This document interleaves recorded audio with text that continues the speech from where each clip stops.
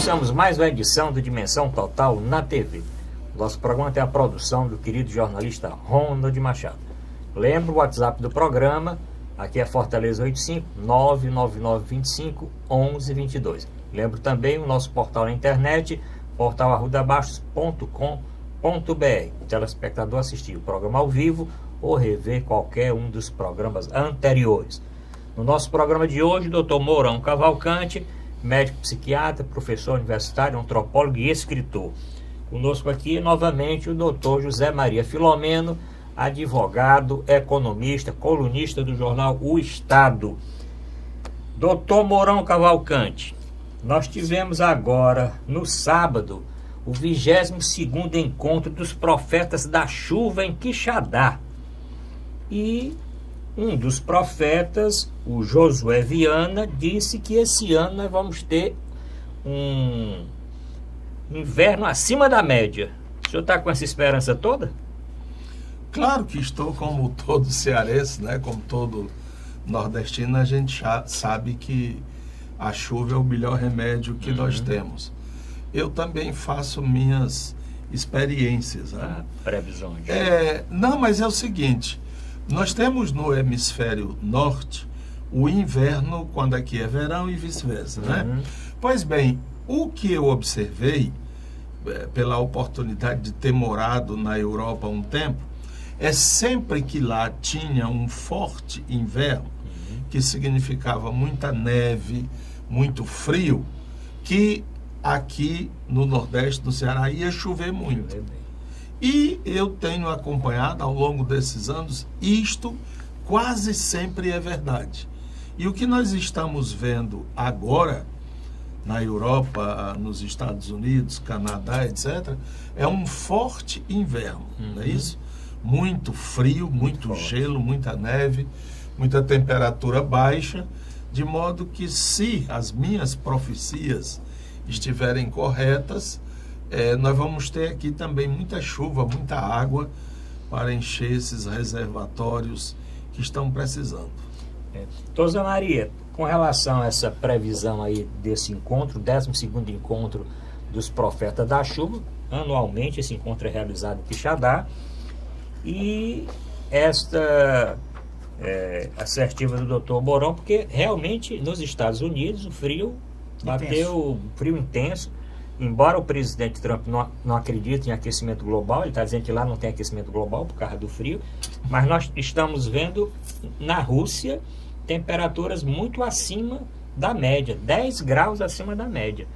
A temperatura que normalmente nessa época está em menos 10, menos 12, dando menos 1, menos 2. Né? Então, lá na Rússia o inverno não está tão frio como nos Estados Unidos. Mas aqui no Ceará, o senhor também está com essa esperança de que esse ano agora nós vamos ter o inverno acima da média? Bem, em relação à climatologia global, né, realmente tem acontecido nos últimos anos aí muitos... porque as previsões não estão se concretizando, né? Enquanto nós temos recordes de temperaturas baixas nos Estados Unidos, em outras partes do mundo, as temperaturas estão acima da média. Os teóricos, né, os cientistas, né, atribuem ao aquecimento global esse efeito de aumentar as amplitudes térmicas. Né? Então, nós temos cada vez verões mais quentes, primaveras mais quentes e invernos mais frios. Né? Esse é o fenômeno que talvez está acontecendo nos Estados Unidos. E é preocupante, né? Apesar dos americanos, né, principalmente os republicanos, acontece com o Trump, aconteceu com o Bush também, eles menosprezarem esse fenômeno do aquecimento global, mas isso é um fato já comprovado. Os efeitos já são percebidos, né, nos polos. Você vê aí a Groenlândia, o Polo Norte, a região da Patagônia, né, com várias camadas de gelo derretendo e se deslocando. Aqui no Ceará, no nosso caso, né, como bem disse o Dr. Mourão, né, chuva para nós é a melhor notícia que podemos ter. Nós padecemos aí de uma seca crônica e é talvez uma das regiões mais secas do mundo, do nosso semiárido, lamentavelmente. Mas as previsões científicas, meteorológicas, a própria FUNSEMI, é de que nós teremos esse ano uma quadra chuvosa acima, melhor que do ano passado, atribuindo inclusive a medição da temperatura do Oceano Pacífico, que ela está menor, correntes de água fria no Oceano Pacífico, que eles chamam de laninha, né? A laninha. Então, sempre quando as águas no Pacífico são mais frias, a tendência é de maior precipitação aqui no hemisfério sul, né? Consequentemente aqui no Nordeste. Vamos esperar que realmente se concretize, porque apesar de eu ter um pensamento de que nós já devíamos ter superado essa fase aí de ficarmos na dependência, né, da natureza, né, de São Pedro mandar água ou não, já há tecnologia, já há recursos, né, para que a questão da seca tenha uma solução mais definitiva, seja com a transposição de São Francisco, seja com outros, né, recursos tecnológicos, mas quanto mais chuva, melhor, né? E vamos esperar realmente que, né, sejamos abençoados aí com chuvas mais fortes esse ano. Outra previsão, não sei se isso é previsão, doutor Mourão, que as chuvas vão aumentar a partir de março, mas todo ano não é assim, não? Às vezes o inverno se antecipa. Por exemplo, nós estamos tendo agora uma quadra chuvosa que alguns já querem associar ao inverno, né? Inclusive a água já correu. Então é possível em alguns anos que o inverno seja antecipado. Há também a possibilidade que eles chamam veranitos, né? São verões nos períodos, chove para, depois a chuva volta de novo. Ainda não sei ou não sabemos o perfil desse período chuvoso que esperamos que venha. A previsão é o nosso grande ministro, né? O ministro Chuva. Ministro Chuva. A previsão é essa, o inverno acima da média, e essas precipitações vão acontecer mais para o mês de março. Agora, o que preocupa, doutor Zé Maria Filomeno, é exatamente a água que nós temos nos nossos reservatórios, né? O Castanha praticamente está seco. A questão Mesmo com o inverno mais ou menos, nós ainda vamos ter dificuldade se essa transposição não chegar, não é isso, não? Aqui o problema todo da seca, né? Não é nem só do chover pouco, é que as chuvas são concentradas em poucos meses do ano, nessa falta de estabilidade, né? Das precipitações, que faz com que nós sejamos forçados a ter grandes reservatórios para acumular água, né?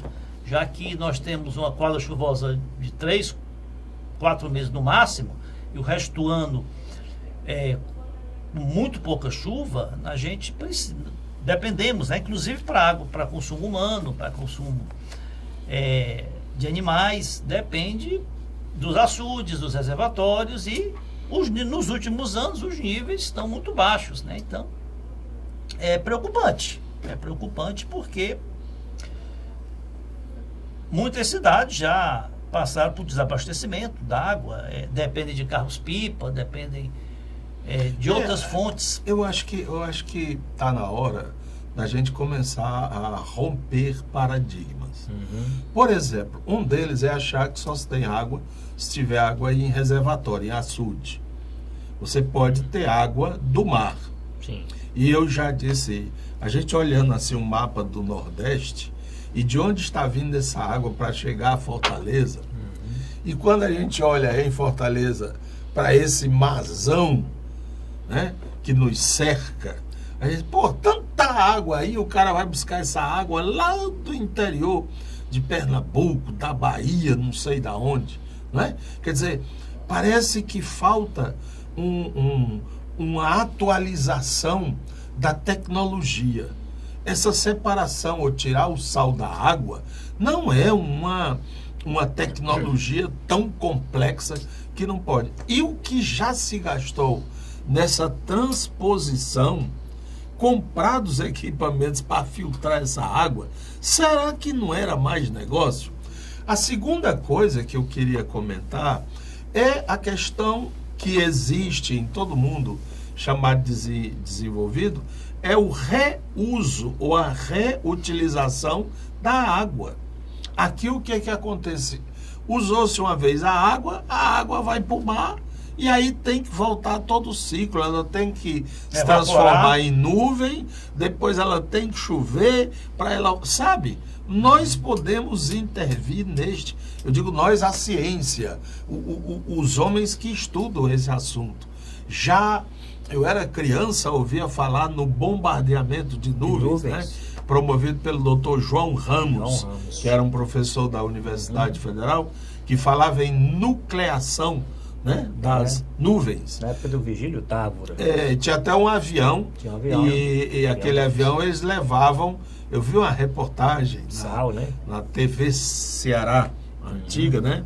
Eles levavam aqueles barril, não era o sal em pedra, o sal já seco, não. Era o sal em tubos, em camburões, e jogava jogava água salgada na nuvem. E como ela já estava densa, e com o sal agregava moléculas d'água e desestruturava a nuvem, e a nuvem caía. Era a chuva, né? Então, isso há 50, 60 anos atrás. De lá para cá não se fez nada. Essa história desse castanhão sem fim, que só serve para enricar empresário, político, o diabo a quatro. O que se gastou no Denox, né? Há anos a gente ouve, né? São projetos e mais projetos, né? De escavação de poços, de perfurações, né? De construção de açudes, e não se encontra uma solução. E nós estamos ainda em 2018, né? Em pleno século já quase no meio do século XXI, olhando para o céu e fazendo esse prognóstico. Será que vai chover? Será que não vai chover? Quando esse problema já devia ter sido resolvido há muito tempo, né? Você tem regiões do mundo que tem um clima muito mais árido, muito menos precipitação que a nossa, e já resolveram, pelo menos buscaram soluções que não dependem só, né, da boa vontade dos céus, né? A questão que o doutor Mourão falou da dessalinização, pelo que eu ouvi já, é muito caro para o nível, né? Nós temos uma população muito grande, para abastecer a nossa população e a nossa demanda, a dessalinização pelas tecnologias atuais seria muito caro, mas é um caminho, né? Israel... Qual é a população de Dubai? Isso, mas aí o petrodólar, né? Eles têm o dinheiro lá do prioridade. Quando a gente não tem prioridade, aí faz festa de Réveillon e paga cantor quase 1 milhão, bota não sei o que, não é? Não, eu sou Agora favorável. tem umas torres de vigilância, eu soube disso hoje, umas torres de vigilância que é uma ideia do excelentíssimo senhor vice-prefeito, né? Que é botar uns atiradores de elite, não sei como é, né? Nas torres. Rapaz, isso aí já beira a paranoia, sabe? Já entra no meu domínio. Então, e nós vamos conversar muito a respeito de segurança no segundo bloco. Finalizando, né? eu acho que está na hora, né, dos governantes priorizarem, né? Priorizarem a questão do abastecimento da água, que é básico. Né? Uma pessoa que é estudiosa do assunto já me falou que o desperdício d'água em Fortaleza 40%, em né? torno de 35%. Nós comentamos aqui num outro programa. Desperdício é deixar a torneira aberta, deixar pingando. Aquilo ali você pensa que é só um pingo, mas passou a noite pingando. São litros e litros d'água jogados os vazamentos. Fora o reuso, não é? Que também não existe essa preocupação. Nós já tivemos os mais antigos, nós aqui, por exemplo, ainda vem nos nossos ouvidos as nossas mães falando: fecha a torneira, menino, fecha a torneira, tu não está passando o sabão, né? O sabonete, fecha a torneira. Ia lavar as mãos, não ficava aquela água derramando, não. E nós temos realmente muito desperdício. E outra coisa, desperdício de água tratada, né? Quer dizer, essa água que vem tratada. Nos vazamentos, demora muito a consertar, não é? Porque, por exemplo, corrigidos, né? Quando a conta d'água é do condomínio, o cara fica desleixado no apartamento. Não existe a consciência dele, né, da preservação da água. Então vamos aproveitar. As descargas, né? As descargas no Brasil, diz que elas aquelas válvulas antigas. Elas têm uma vazão, parece que de 10 litros, né? 9 a 10 litros cada vez que você dá descarga. A única coisa que foi feita aqui no Brasil é colocar dois botões, né? Ou a descarga plena, quando você acha que precisa, ou uma descarga menor. Mas no Japão, a maioria dos aparelhos sanitários é estilo aquele de avião, né? O a vácuo, né? É a vácuo, né? E ali quase que não foi água, né? Só tem que tomar só cuidado para se levantar antes, né? De dar descarga. Senão vai junto, né? Ele vai chupar também, né? Bom, então aproveitamos o primeiro bloco para lembrar o nosso telespectador da necessidade, mesmo com essa previsão que é otimista, de ter um inverno um pouco acima da média a partir de março, mas a economia tem que continuar, porque mesmo que nós tenhamos vários invernos acima da média nos próximos anos, não vamos recuperar tão cedo o nível dos nossos reservatórios, doutor Mourão. E tem que também chamar a atenção, a sociedade precisa saber também, que nós temos, não diria dispersadores d'água, mas grandes consumidores d'água, que são as usinas termoelétricas, que elas aquecem a água para formar o vapor, que é para poder dar o movimento que gera eletricidade. E tem também a siderúrgica, que é outro grande dispersador d'água. Aí vem os arautos do desenvolvimento demodê, desatualizados, que ficam defendendo termoelétrica à base de carvão, siderúrgica à base de... Só falta um abano. O problema da água é que é uma mercadoria que você não compra, né? Não depende de comprar, de custo, de pagar, né? Porque é escassa, não tem. Depende de existir. Tem que ter. Então é complicado por isso, né? Se essa siderúrgica e essas termoelétricas são na beira da praia, por que o governo, ao autorizar suas instalações, não diz: olha, a água vocês vão ter que tirar daí? Daí que tem muito. Aí em frente, essa água aí vocês podem usar à vontade. Bom, estamos encerrando o primeiro bloco, voltamos no segundo e vamos tratar violência no segundo bloco. Vamos tratar de uma pesquisa que saiu agora, recente, que mostra que a maioria dos brasileiros, doutor Mourão, estão agora favoráveis à pena de morte. E vamos falar também da proposta do presidente do Conselho Estadual de Segurança, que está sugerindo uma intervenção no estado do Ceará por causa da violência. E o primeiro a ser afastado seria o governador. Pronto, pois é, mas nós vamos discutir isso no segundo bloco. Além de falarmos mais uma vez da ilustríssima senhora deputada Cristiane Brasil, que teve mais uma derrota, o governo teve mais derrota no dia de hoje, a quarta derrota, não conseguiu ainda nomear e outros temas mais. Voltamos já.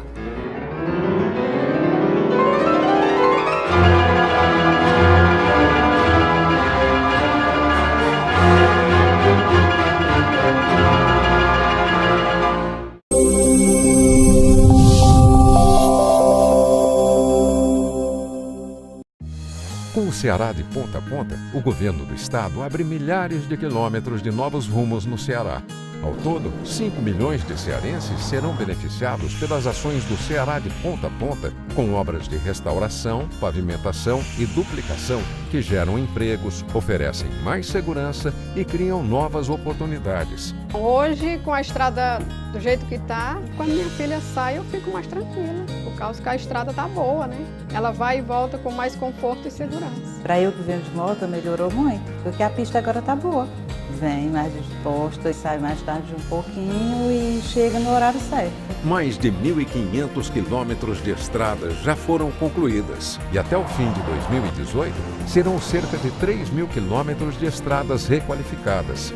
Essa é a direção para levar um futuro melhor para todos os cearenses. Ceará, novas ideias, novas conquistas. Governo do Estado do Ceará.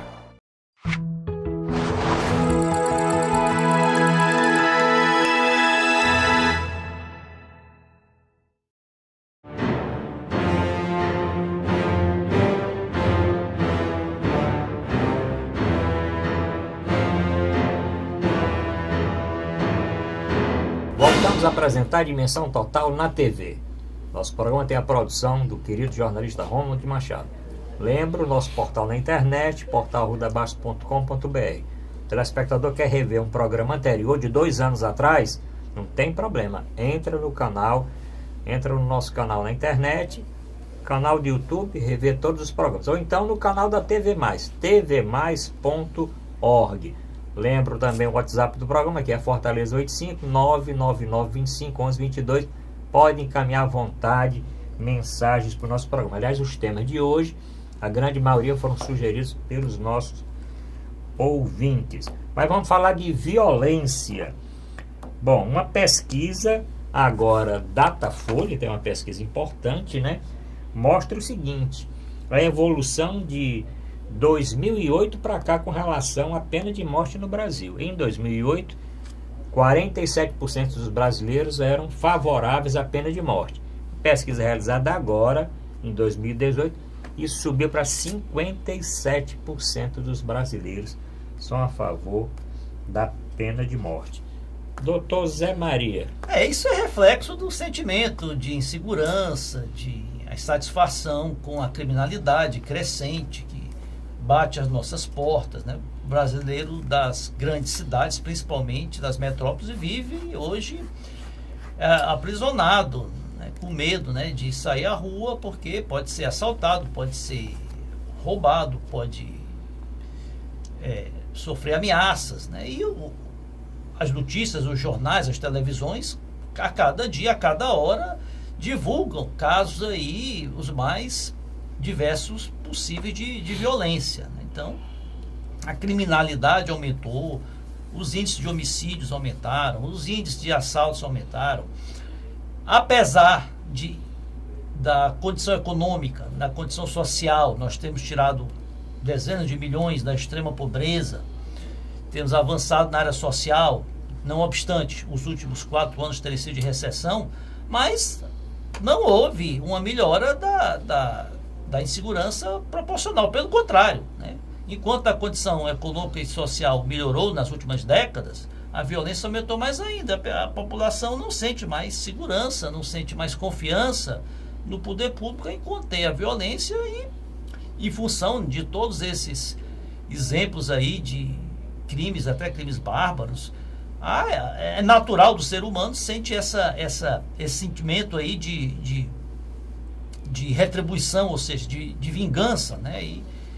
E daí o aumento aí da aprovação da pena de morte, que eu sou totalmente contra, inclusive seria inconstitucional, porque fere, né, os direitos e garantias individuais, fere as cláusulas pétreas da Constituição, que não admite, né, penas perversas. Na atual Constituição jamais seria aprovada a pena de morte. Agora, em vez de pena de morte, o que nós poderíamos fazer era melhorar a condição das penas atuais, melhorar no sentido de fazer cumprir, né, a lei, agravar mais ainda as penas, né? O brasileiro, o que muitos brasileiros ficam apavorados é porque o criminoso comete crimes bárbaros, crimes hediondos, crimes de latrocínio, crime de estupro seguido de morte, passam 4, 5 anos na prisão e progridem para um regime semiaberto, e depois tem até o chamado livramento condicional. Então, eu acho que devia se agravar, se restringir essa progressão de regime. O cidadão, o criminoso é condenado a 20 anos, ele cumpra os 20 anos. Né? O que vai progredir com 2/3 da pena, né? Não como é hoje, que mesmo em casos de crimes hediondos, ele já sai com 2/5 da pena. Então, acho que fazer cumprir a lei, ter a certeza da punição é o que mais é o mais importante, né, na repressão, na contenção da violência. Doutor Manuel Cavalcante, o senhor aí como estudioso do assunto violência, surpreende essa mudança aí durante esses últimos 10 anos? Em 2008, 47% aprovavam pena de morte e agora, no comecinho desse ano, 57%? Eu acho que isso reflete bem o sentimento em 2 níveis. Primeiro, a questão do medo, né? A violência chegou perto de mim, a ameaça está ali fora de casa. E segundo, o sentimento de impunidade. Pode ser que matando ele não vai mais fugir, ele não vai mais fazer nada porque está morto. E responde um pouco à proposta de setores retrógrados da sociedade, assim posso chamá-los, que diz assim: bandido bom é bandido morto. E aqui em nossa cidade se registra o sentimento assim: um grupo de traficantes foi não sei aonde e matou 4, 5. Ótimo, não tem problema não. É bandido matando bandido.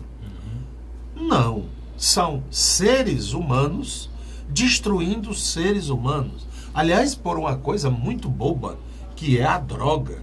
Coisa muito boba, que é o dinheiro. Uma vida, no sentido ético, não precisa ser religioso, mas no sentido ético, a vida é o top da ética. Quer dizer, não há o que questionar além dela. Então ela não pode ser o motivo ou a força que vai exercitar a punição. A punição não pode ser eliminar, matar. Porque a vida é um bem, é um dom muito maior do que qualquer que seja o dolo ali efetuado, cometido. Mas esse sentimento de revolta, esse sentimento de impunidade está expresso, traduzido aí nesse número, né? E aliás, há muito tempo que a sociedade vem sofrendo com isso.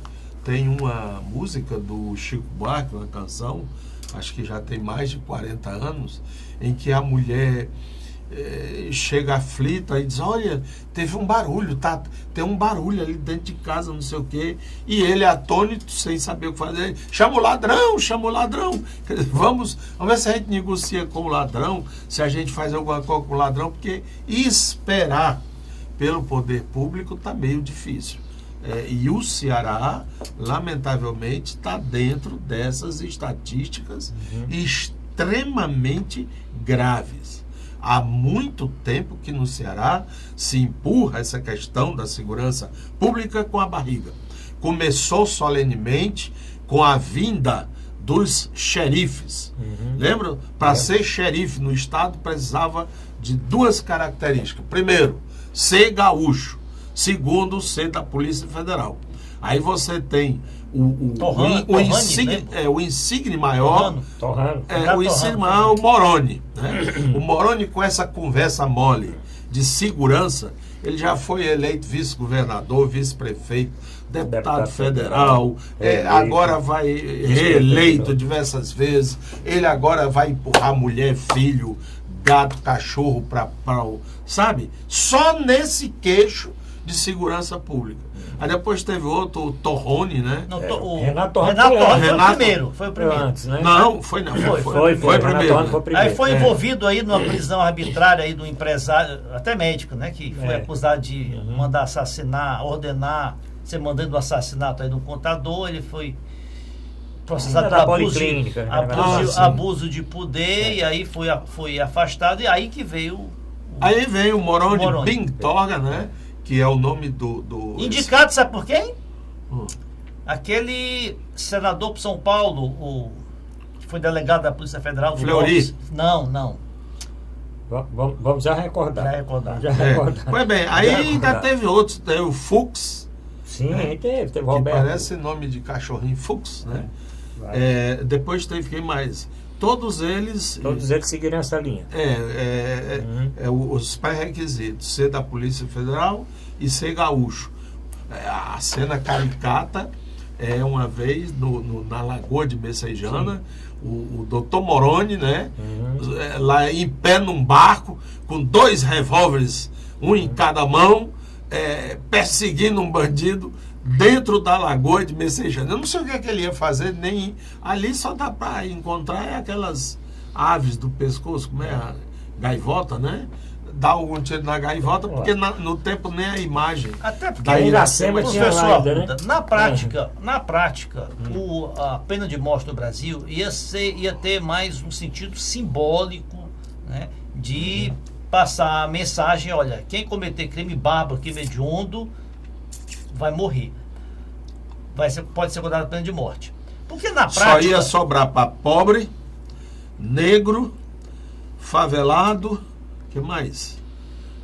Homossexual também. Homossexual, funcionário público, de categoria mais inferior. Não chegava no porque patamar na de prática, cima. olha só, uma pena de morte nos Estados Unidos, para citar um exemplo, um país que adota a pena de morte em alguns estados, né? A legislação, ela já que você vai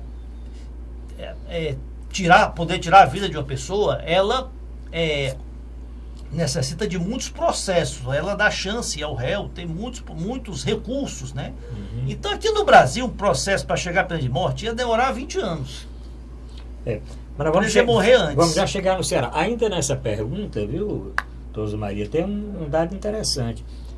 A maioria das pessoas gostaria de ter pena de morte ou prisão perpétua para estupradores.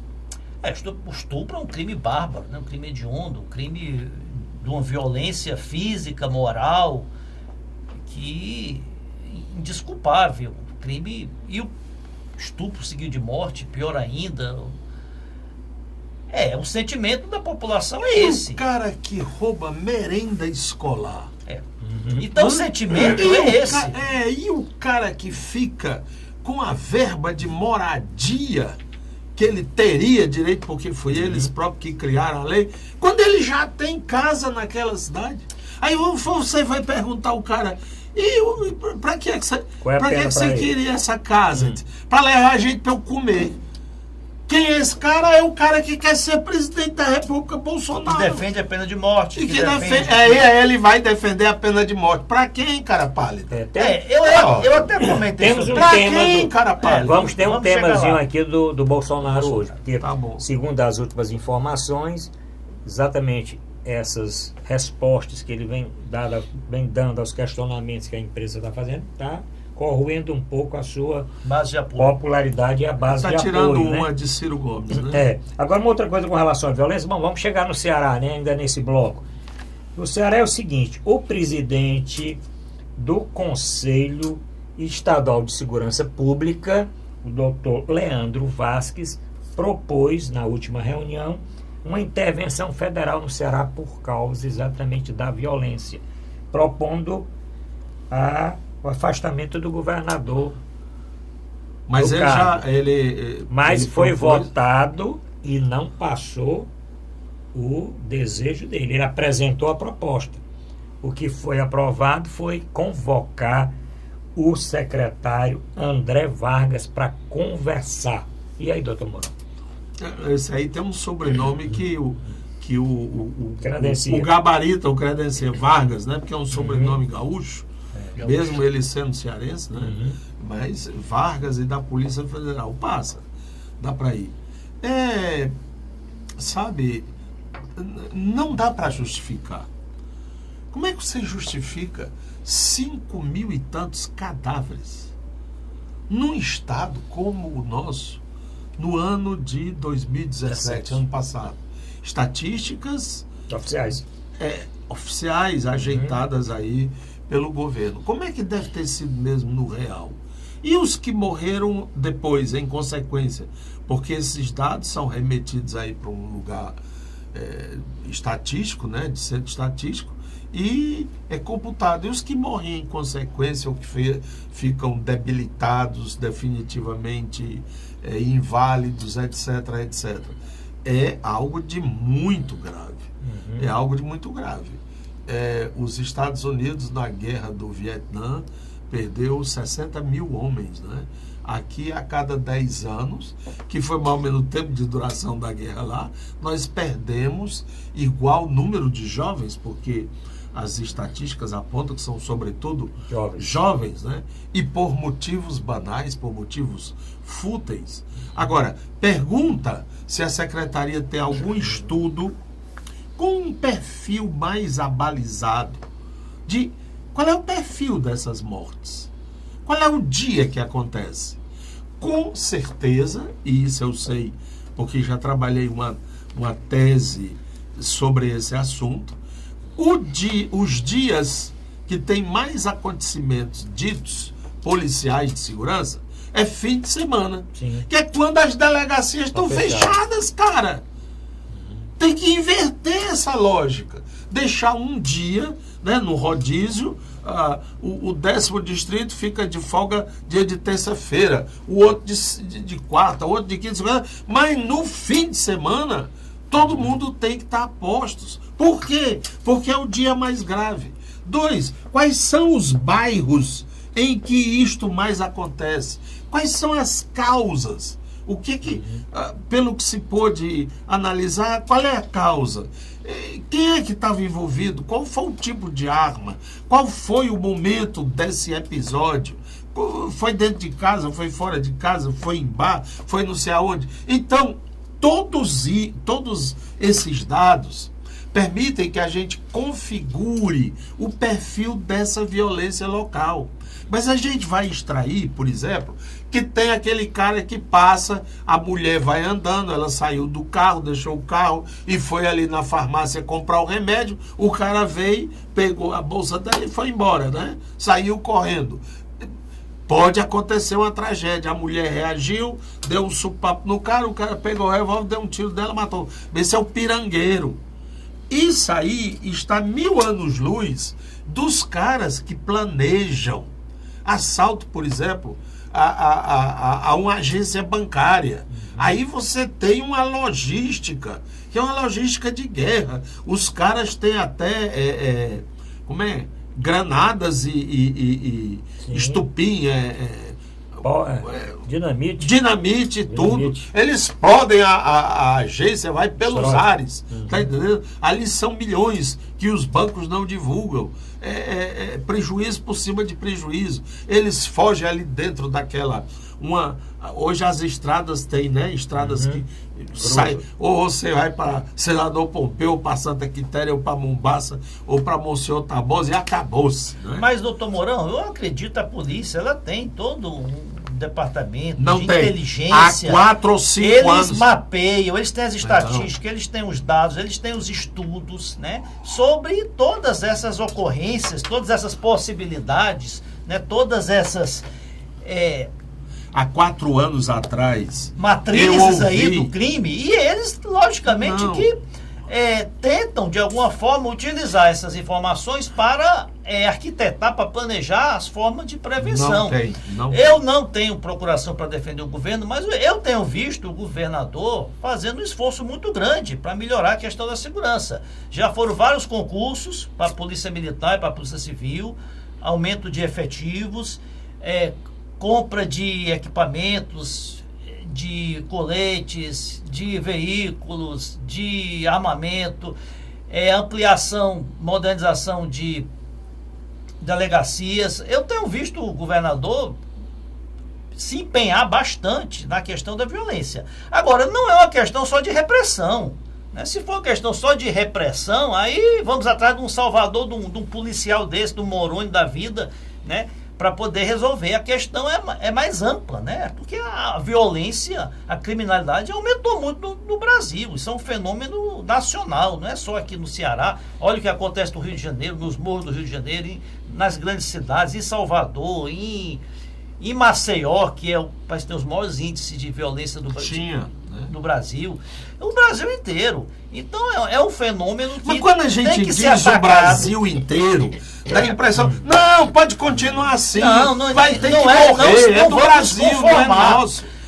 Ele tem que se indignar porque esses caras compraram carros inúteis, carros que não entravam nos becos. Isso foi denunciado, a famosa Hilux. A gente mobilizou-se, houve toda uma luta aqui, não precisa disso. Mas aí foi o governo anterior, né? Sim, não importa. É uma mesma linhagem, né? Eu não estou dizendo que isso vem desde dos delegados xerife da Polícia Federal. Foi o Romeu Tuma, eu lembrei o nome. Romeu Tuma, que era o diretor da Polícia Federal na época, que indicou esses delegados todos por...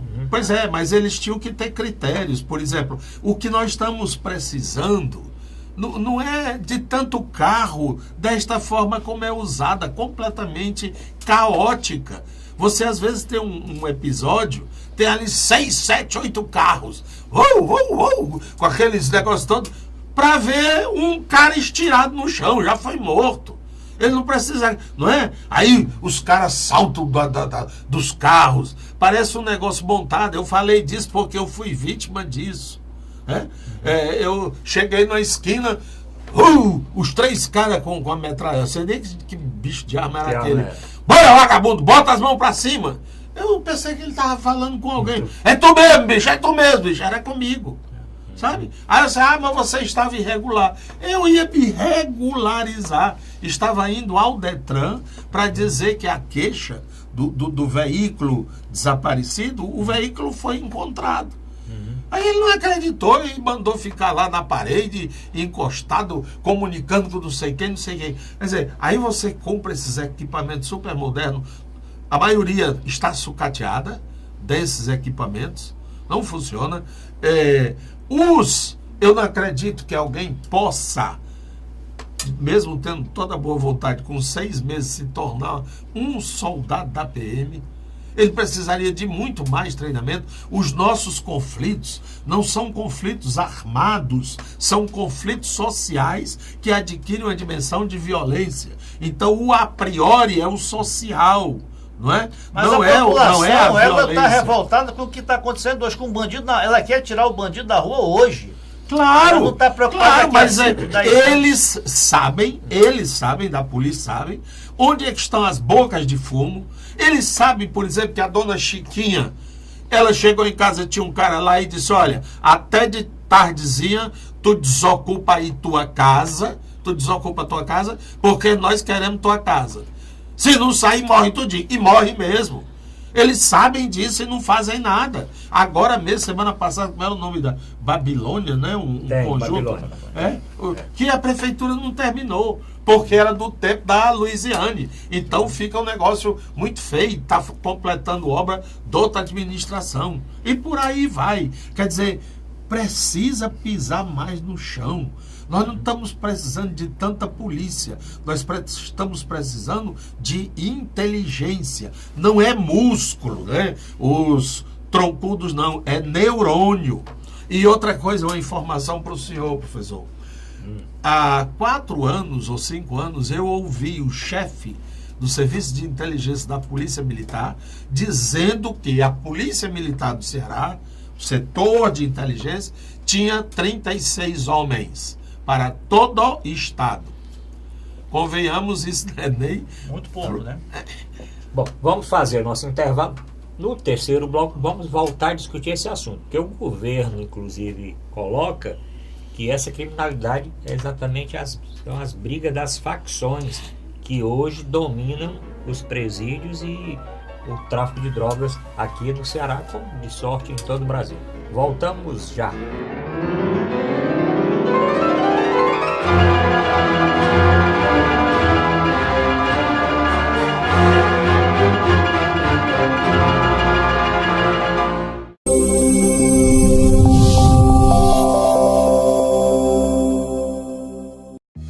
Com o Ceará de ponta a ponta, o governo do estado abre milhares de quilômetros de novos rumos no Ceará. Ao todo, 5 milhões de cearenses serão beneficiados pelas ações do Ceará de ponta a ponta, com obras de restauração, pavimentação e duplicação que geram empregos, oferecem mais segurança e criam novas oportunidades. Hoje, com a estrada do jeito que está, quando minha filha sai, eu fico mais tranquila, por causa que a estrada tá boa, né? Ela vai e volta com mais conforto e segurança. Para eu que venho de moto, melhorou muito, porque a pista agora tá boa. Vem mais disposta e sai mais tarde um pouquinho e chega no horário certo. Mais de 1.500 quilômetros de estradas já foram concluídas e até o fim de 2018 serão cerca de 3.000 quilômetros de estradas requalificadas. Essa é a direção para levar um futuro melhor para todos os cearenses. Ceará, novas ideias, novas conquistas. Governo do Estado do Ceará.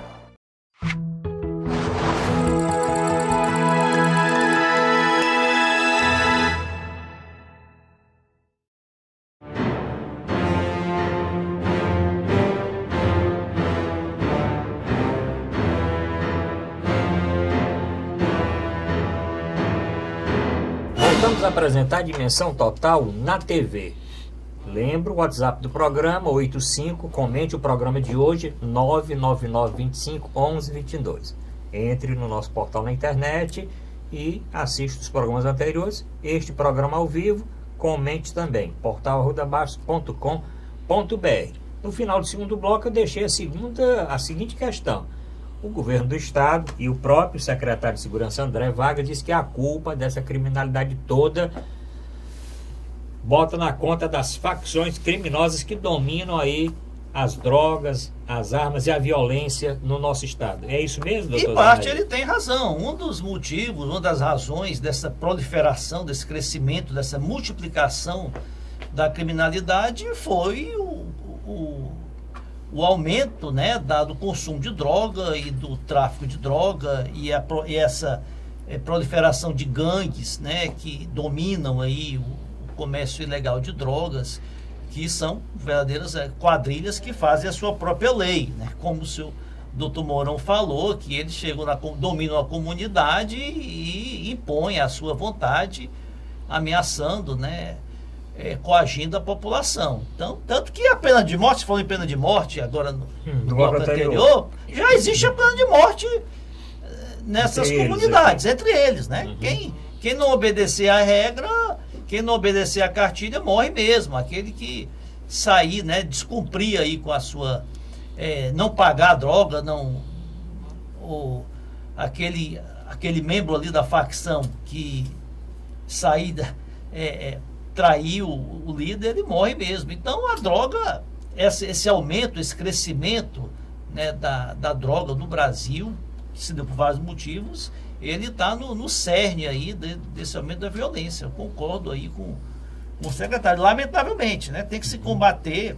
Agora, como combater, que esse aqui eu vou perguntar aqui ao doutor Mourão. E aí? Estamos condenados ao aumento crescente dessa violência ano a ano? Não. Eu acho que não. Eu acho que precisa que realmente pare de se fazer espetáculo com esse tema, não é tema para estar fazendo palhaçadas ou estar com o que os franceses chamam de boutade, quer dizer, fazendo teatrinho, né? Fazendo graça. O setor de inteligência é fundamental. Eu terminei aqui a fala ainda há pouco dizendo que escutei de um coordenador do Serviço de Inteligência da Polícia do Estado do Ceará, dizendo que tinham 36 homens nesse setor para fazer toda a inteligência do Estado. Convenhamos, é uma brincadeira, não é? Uhum. Segundo, quando você vai, eu acho até irresponsável o comando da polícia pegar homens e mandar assim para um determinado bairro. Tá havendo um negócio lá, resolvam. Você tem que ter preliminarmente todo um estudo, todo um levantamento de uma situação. Eu não vou ensinar Padre Nosso a vigário, não é? Mas a polícia precisa ter que ela ganhe a população. Porque a população acuada e com medo, ela não ajuda a polícia. Ela disfarça, ela inventa que não estava, que não sei. Mas quando há uma sincronia entre o que busca a polícia e o que quer aquela comunidade, você pode ter avanços. Agora, nós não podemos esquecer que tudo isso tem a ver, não com essa história de fome, porque o povo está com fome, mas porque... que futuro nós estamos reservando, por exemplo, um menino lá do Bom Sucesso, lá do João 23, que terminou a escola chamada Escola Fundamental, Média, não é? Que quer ingressar numa faculdade, mas a única que tem é paga e acabaram com o FIES, tá entendendo? Que quer um emprego, mas emprego não tem mais, porque o patrão só queria no período de Natal, agora deu as contas de todo mundo, não assinou carteira, não pagou 13º, nem nada. Quer dizer, isso vem lá de cima. se a gente tem um pouco de sensibilidade, está vendo que tem mais gente pedindo esmola nos sinais. Eles estão voltando, né?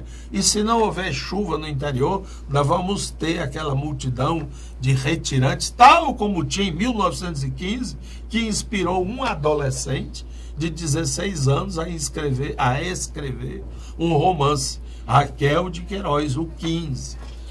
Pois bem, isso tudo precisa ser feito sem espalhafate. Olha, o Ciro Gomes, nosso governador, contratou até, viu, professor Daniel? Contratou um estilista para desenhar a roupa da polícia. Era o Lino Vila Ventura. Aliás, o Cid. Eles são tão metidos em política que um é um, é o outro é o outro. Falando nisso... Aí o estilista, Lino Vila Ventura, bolou uma, que era para... Como era o nome? Uma Onda polícia. de quarteirão. Onda de quarteirão. Aí isto criou uma animosidade dentro da corporação.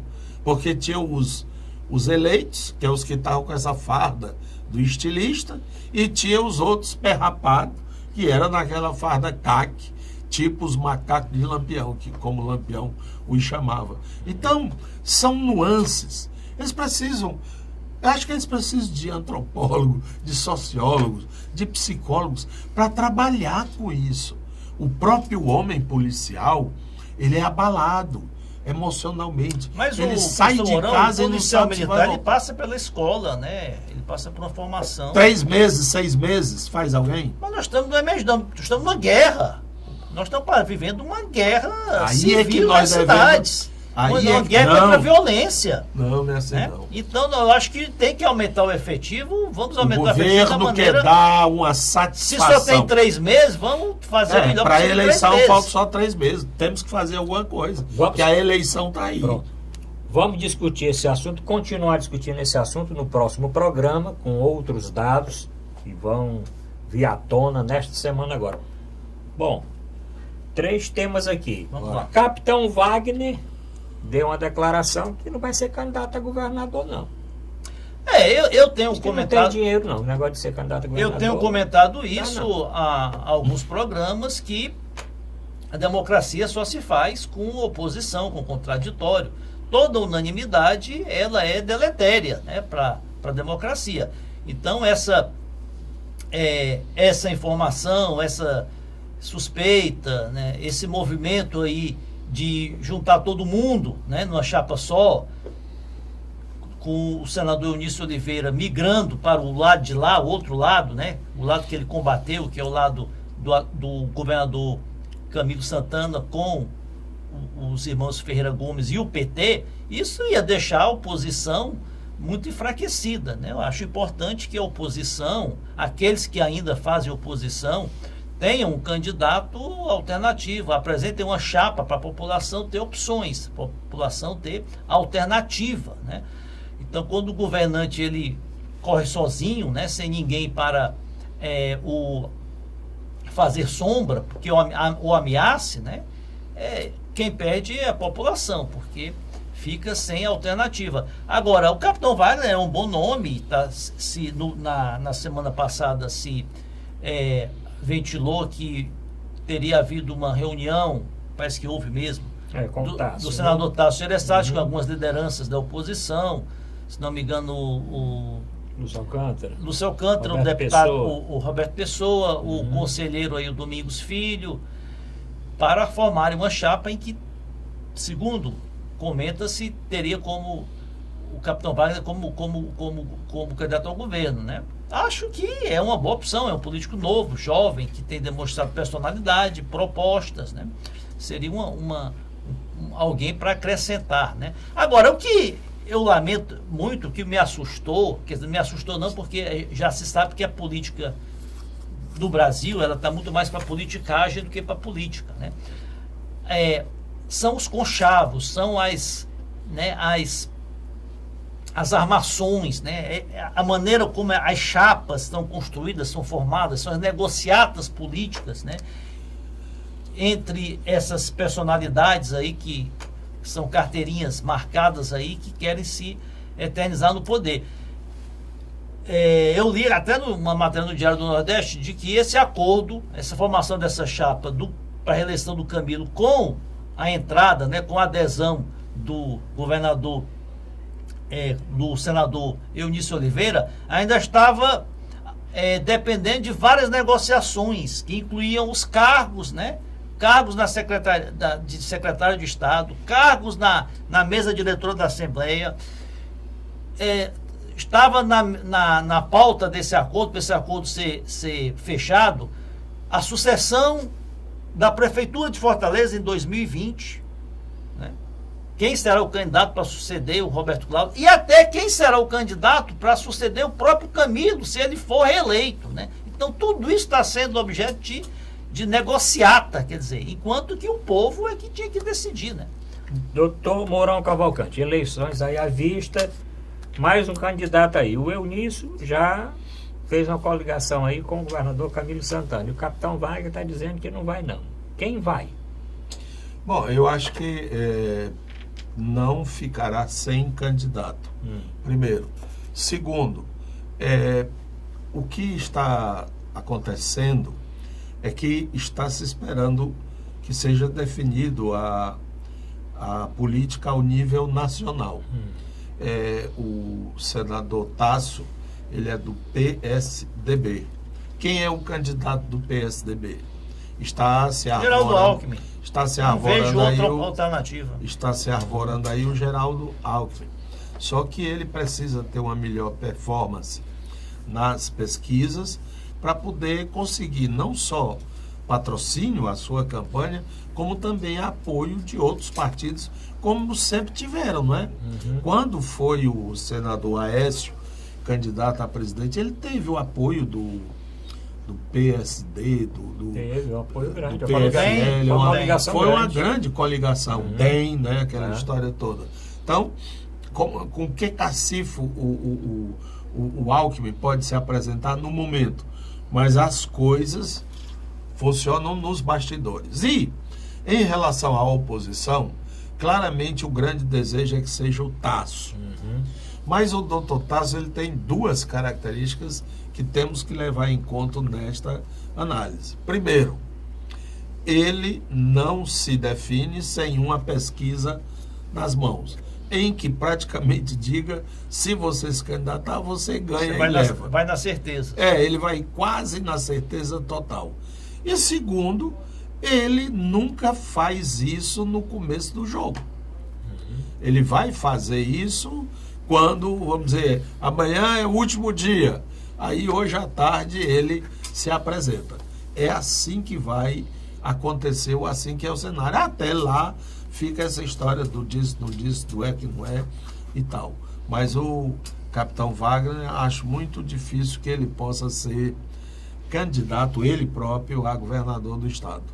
Bom, um outro tema, para encerrarmos o programa, eu já citei aqui, a quarta derrota, doutor Zé Maria, do governo com relação à nomeação. Nomeação não, que ela foi nomeada, né? Ela não consegue ser empossada. A justiça está ficando pé mesmo nisso, porque eles não querem mandar para o Supremo, senão já tinham mandado. Estão insistindo ali no Rio. Eles queriam, a tentativa era de fazer com que o juiz fosse declarado incompetente. Mas a justiça ela diz que ele é muito competente. Só para o telespectador entender, foram impetradas várias ações populares. Ação popular é aquela ação com que qualquer cidadão, qualquer pessoa pode entrar, arguindo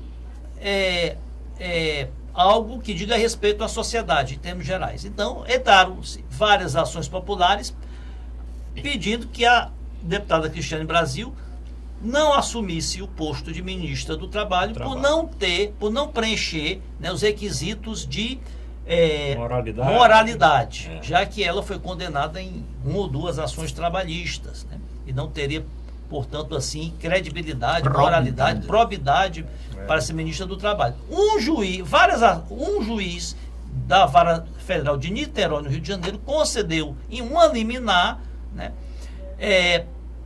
proibindo, ou seja, suspendendo a posse dela, né?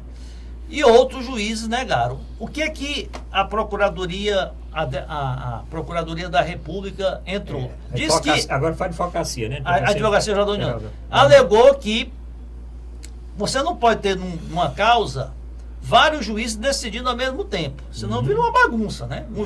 Você perde numa instância, num juiz, você entra no outro, o outro dá e desfaz o que ele fez. Então, alegaram que um juiz, acho que de outra cidade do Rio de Janeiro, não lembro agora, já tinha despachado da cidade do interior, antes desse de Niterói, negando a suspensão da posse dela. Então, aquele juiz daquela outra comarca estaria prevento. Né? O que aconteceu hoje? O tribunal diz que não, que o primeiro juiz não foi aquele lá, acho que de Nova Friburgo, foi o de Niterói mesmo, foi o primeiro que despachou. Como ele despachou a favor da suspensão, então está válida. O que acontece é o seguinte, é a minha leitura do caso. A justiça, ela, na grande maioria das vezes, ela decide pela lei, mas a lei tem várias interpretações. E existem motivações que fazem a justiça ir por um caminho ou outro. O fato dessa deputada ser filha do Roberto Jefferson, que carrega toda aquela mácula de ter sido condenado no mensalão, ter cumprido aí um bom tempo de prisão, né? Isso daí meio que manchou, né, a imagem da ministra, como se ela fosse uma sucessora, né, do Roberto Jefferson. Então a justiça está meio que dando um recado, olha, esse tipo de gente não serve para ser ministro. Doutor Mourão Cavalcante, vamos chegar mais uma semana e essa deputada não assume? Olha, eu acho que o doutor... Porque o Marum, ministro todo poderoso, deu entrevista há pouco tempo dizendo o seguinte, que o governo vai insistir e vai até as últimas consequências para dar posse a esta... aí ninguém sabe o que isso significa, porque é um jogo cifrado, é jogo de bandido. E é bem provável que o Temer já tenha chamado o pai da garota, né, para dizer, olha, não tá dando não. Tu indica outra aí que a gente faz aqui, porque ele disse que Temer, é isto que a imprensa falou, disse que não iria apelar para o Supremo enquanto não esgotasse as outras instâncias. Pronto, é um recado para dizer, tá cozinhando, e o povo já está sentado à mesa aguardando o banquete, e o galo é duro, né, pescoço duro, e não está cozinhando. Mais uma derrota política, mais uma coisa asquerosa, né, deste governo. Faz pena que o nosso país esteja entregue a um grupo tão vagabundo.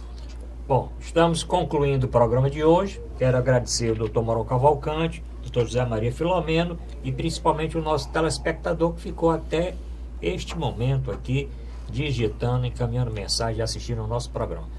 Boa noite e até a próxima semana.